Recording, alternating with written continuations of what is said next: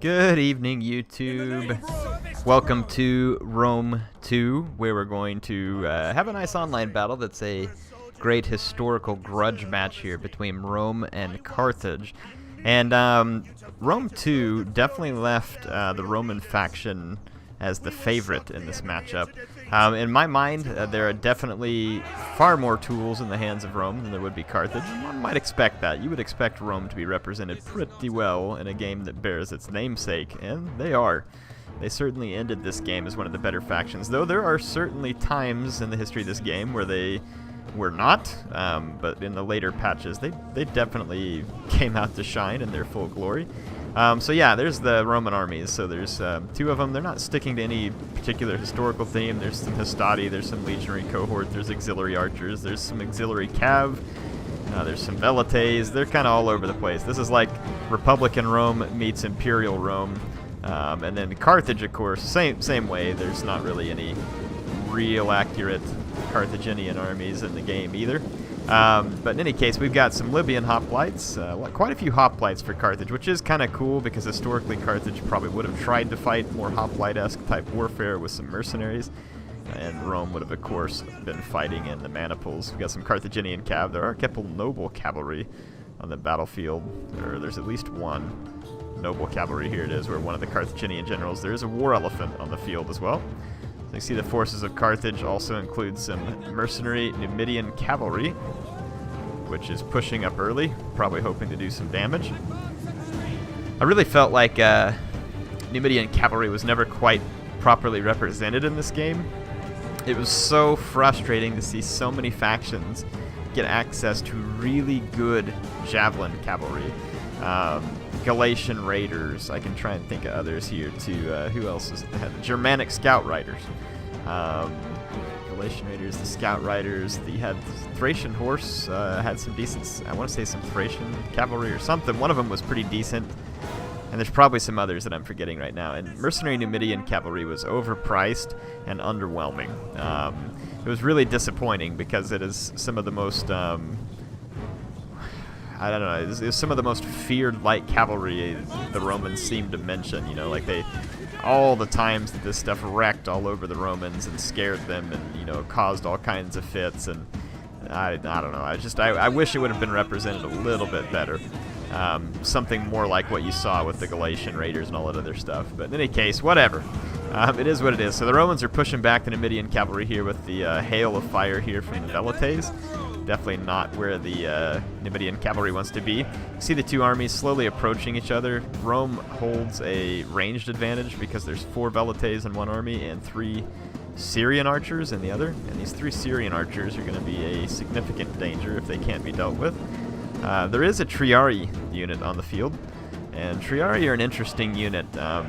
They're quite expensive, but they are one of the best heavy spears in Rome 2. Most spear units are pretty trash-tacular when it comes to actually dealing with cavalry in Rome 2. Triarii are not that unit. If you take a look at their stats, they come here with 95 armor and 65 base morale, 65 health, which is all very outstanding. Their attack is nothing to write home about, but it's not bad. And when you chalk that up with the fact that they can go into a square and really bolster their morale, they become a unit that can not only hold out and hold its own versus cavalry, they can take a lot of missile fire, and they can also hold out for quite a while versus a sword unit. Again, if used in the right situation, Triarii can be kind of nice. I'm not sitting here saying that they were like a one-stop shop go-to for everything type thing. The one Cretan archer here is going to be hopelessly outgunned by the Syrian archers, and the Carthaginian cavalry over here is going to need to pull back lest it fall within their range. So yeah, you can see that the two armies have approached each other here, and there's going to be some engagements. The Carthaginians acting like they want to push here. But if you look at the Roman army across from them, it's an Evocati cohort, a Hastati, and then several legionary cohorts. The Carthaginians are badly outclassed here. The last thing that this Carthaginian line right here wants to do is engage these guys, but they don't really have any options open to them because they didn't come with the proper skirmisher support. The best option for the Carthaginians is, and always has been, elephants. So the elephants are the only way to make this happen.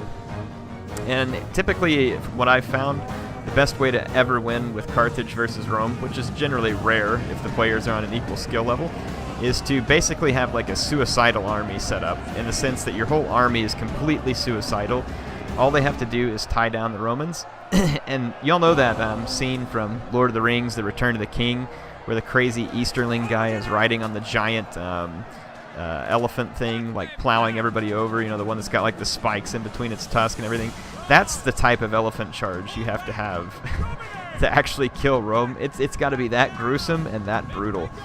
It has to be swift and decisive. So like I said, you have to go like full stupid Suicide Squad with your army just to pin down all the javelin throwing Roman units as well as their missiles, and then just go full on crazy with some elephants, and then pray to the Punic gods that they favor you versus the Romans. So that's pretty much all you can do, because their infantry will defeat you. It's not a matter of if, it's a matter of when.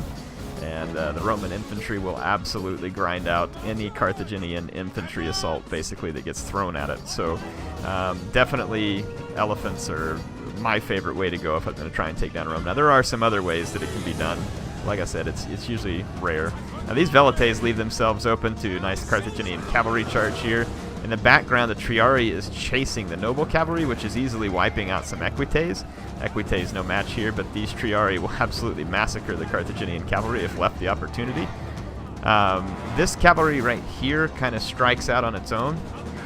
Definitely could have been useful to hit this Triarii in the back, kind of like this one's doing, to keep it away so that the noble cavalry could finish off the Equites rather than running.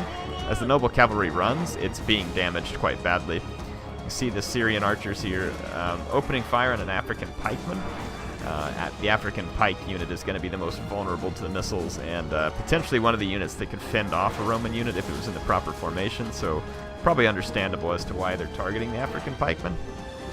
Not doing a ton of damage at the moment. There's two of them there. And the two pikes aren't even in a pike formation at the moment. These Equites are going to be destroyed over here. Looks like they got hit by a war cry from the Carthaginian general, who didn't die, even though the cavalry units brought down to 15 men, which is pretty impressive. The Triarii try to keep chasing the cavalry, and they will cause some damage, but they're not going to be able to keep it up. There's another Triarii unit right here, too. So yeah, the Syrian archers are just going to be able to sit here and massacre enemy troops. They've already... Alright, I think I fixed my voice just a little bit. It's towards the end of the day, so I guess it just does that. Anyway, so the Carthaginians are going to mount a desperate assault now that they've been under fire. They should have mounted this assault instantly, because it's pretty clear that they were outgunned, so definitely should have transferred all this Carthaginian cavalry over here, overwhelm the auxiliary cavalry, at least even if it's just temporarily, and you push through to put the pressure on the archers while your infantry line engages. You're going to lose this fight over here at some point, but if you can make it last long enough, it'll be able to do the damage so that the Carthaginians supporting the war elephants can get in here. Now, you're going to see the war elephants start to come ahead of enemy troops here, and they're going to come under fire from velites. Again, you have to almost be suicidal in your attempts. You have to engage all the Roman units with javelins before approaching with elephants, because a single volley of javelins from either an infantry unit or a dedicated missile unit can drive the elephants berserk. Now, somehow, the Carthaginians get extraordinarily fortunate here, and very few javelins actually make it to the elephants. They do get hit, though, and there's some velites out here. Right now, the elephants are still under control. They had a trample charge, but they get run amok, again, just by a couple of javelins flying off these velites. Elephants were a little bit misbalanced where this game left off, in the sense that they are a little too easy to kill, and that made the eastern factions really suffer versus Rome and the barbarians, because javelins were plentiful, numerous, and cheap, and elephants were expensive and extraordinarily easy to kill. Now, it doesn't mean that they can't be used good, but it just makes it a lot easier to stop the elephants than it does to use the elephants. So again, the Carthaginian now engaging. The elephants are running amok, and they are causing a considerable amount of damage within the Roman lines, and this is great. There's a lot of other stuff going on. As expected, like I said, heavy infantry on heavy infantry. The Romans are going to win every time, time after time, time and again. The African pike's not even in a pike formation, so a pretty big mistake over here. Got Carthaginian cavalry engaging the auxiliary cavalry over here. Auxiliary cavalry is superior. It is a heavy melee cavalry, and the Carthaginians had no business being in that engagement without support.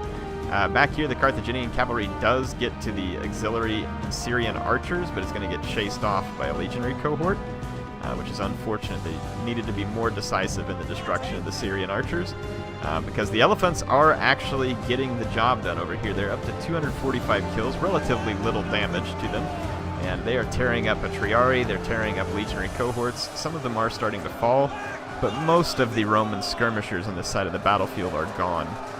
So, like I said, you're seeing the elephants cause a fairly significant amount of damage, and the Romans are surrounded over here, and it looks like they're probably going to wrap up and break, because you have Carthaginian cavalry that can now come back, land some rear charges. You got infantry ready for outflanking either here or here. So in this pocket, it would appear that the Romans might be overwhelmed, but over here you can see that the Carthaginians definitely not liking this fight. They're getting wrapped up pretty hard in multiple locations. The Romans lining up for a rear charge here against what's left of African pikes, who thought it would be a good idea to fight without their pikes down. You can see these guys are now becoming a sponge for Pilla, and a decisive rout of the Carthaginians over here, because once again they tried to go heavy infantry on heavy infantry with the Romans, and it just does not work. Does not work. Didn't work in real life, doesn't work in Rome 2. Over here, like I said, the elephants are still rampaging. They're trying to come back in for some more action, and they actually have a perfect line right here. They could have easily wiped out this Roman infantry, but for some extraordinarily odd reason that I do not understand, they turned towards the Syrian archers, who were turning towards them, and this is the end of your elephants. Like I said, this game has made it to where it's very easy to get rid of elephants, especially when they've sustained the kind of hit point damage these guys have. They're now running amok, and they're getting hit by Syrian archers. So that is why it was so important to take out the Syrian archers. Now, if the Syrian archers were gone, the Carthaginians could have won this battle with a single unit of elephants. If the Romans run out of javelins, or if their skirmishers get taken out, now that's when the Carthaginian elephants come out to shine. They can do some extraordinary damage, but these guys, although they did do great damage with 262 kills, they're going to rout. And now that you don't have the elephants, the Romans were for the most part surrounded, but they'll fight their way out of it. The discipline of the Romans and their very good armor and stats will make them extremely resilient to something like this. So the Carthaginian infantry is not winning decisively, so when the cavalry charges come in, the Roman morale is less likely to break, and you're going to see the Roman arms come out to stand the day here. So the Carthaginians really don't stand a chance. They'll do some damage, but the Romans are going to fight their way out of this one. And not only that, there are reinforcements inbound from the Roman, who has won his fight on the other side. So you can see off in the distance the Romans marching this way to drive out what's left of the Carthaginians. The dead elephant carcass is being pushed around rather hilariously. Oh, this game, I love it. I really do. And hopefully you all enjoyed this. I actually put up a comment on Twitter asking people what they wanted to see this weekend, and there's some great stuff that came up. KOTOR, Rome 2, Attila. People wanted a whole bunch of different stuff. Star Wars, Halo. I will give you as much variety as I can this weekend, including some Warhammer, because I know that there's many of you out there who want to see more Warhammer. But there was your Rome 2 replay.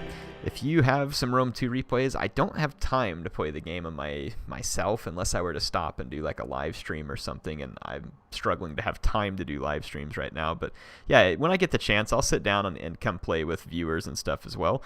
But hopefully you all enjoyed this replay, submitted by Eric von Manstein there. Great game to he and his teammate Kurt.